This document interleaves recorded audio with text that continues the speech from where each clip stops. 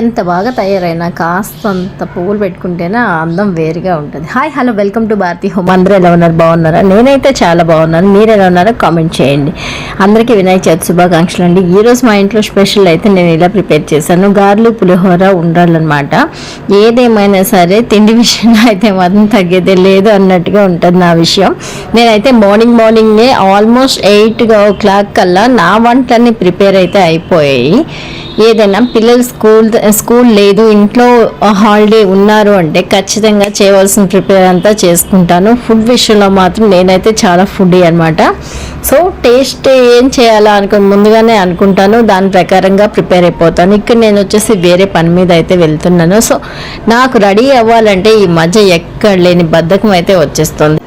Fan వేసుకున్నా, AC వేసుకున్నా, ఏది వేసుకున్నా నాకైతే ఇంకా రెడీ అవ్వాలి అంటే ఆ టెన్షన్ వల్ల ఏమో స్వెట్ అయితే అస్సలు ఆగదు. బయటికి వెళ్ళాలంటే పెద్ద టాస్క్ అయిపోతుంది ఒక్కొక్కసారి.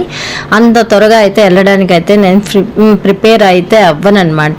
సో ఖచ్చితంగా వెళ్ళాల్సిన వర్క్ అయితే ఉంది. సో అందుకని చెప్పి నేను బయలుదేరుతున్నాను. ఇక్కడ నా సారీ అయితే పాత సారీనే కట్టేసుకున్నాను, బయటనే పెట్టుంచాను. డ్రైవర్స్కి వెళ్ళి వచ్చిన తర్వాత ఇంకా అదే ప్రిపేర్ అయిపోయాను. ఇంకా నేను రెడీ అవ్వడం అంటే చాలా సింపుల్గా ఈ మధ్య రెడీ అవుతున్నాను. అక్కడి నుంచి విజయనగరం మొన్న వెళ్ళాం కదా, అక్కడ ఈవినింగ్ క్లైమేట్ అయితే ఇలా ఉంది చూడండి. అంత చల్లని సాయంత్రంలో కూడా మేము బయటకు వెళ్ళి వచ్చిన తర్వాత ఇంకా మేము బయలుదేరాలి, బస్కి ఇంకా రావాలనే టైంలో అంత చల్లగా ఉన్నా కూడా ఇంకా నాకైతే ఇంకా నీరసంగానే ఉంటుంది. ఇక్కడైతే ఫ్లవర్స్ చూసాను. నేను ఫ్లవర్స్ చూసిన తర్వాత ఖచ్చితంగా తీసుకుంటాను ఏదో ఒకటి. ఎక్కువగా విరజాజులు అయితే ఇష్టపడతాను. చాలా చాలా స్మెల్ ఉంటుంది కాబట్టి చాలా రేటు 200-300 వరకు చెప్తూ ఉంటారు. అయితే అక్కడ ఇంకొక అన్నయ్య వచ్చారు, తనకైతే రాఖీ కట్టడం మిస్ అయ్యాను.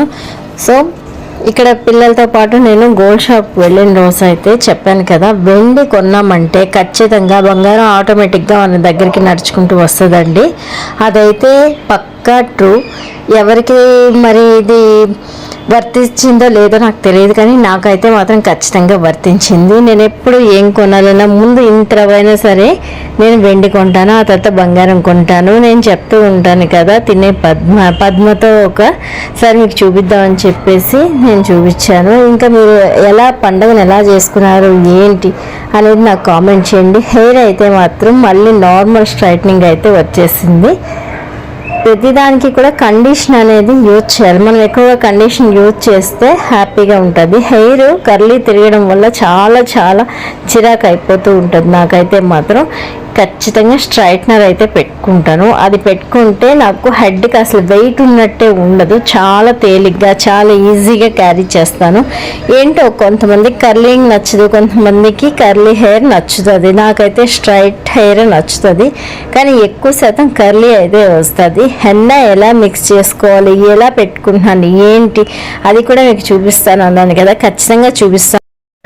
వీడియో నచ్చితే లైక్ చేయండి, షేర్ చేయండి, సబ్స్క్రైబ్ చేయడం అయితే మర్చిపోవద్దు. మరొక మంచి వీడియోలో కలుస్తాను.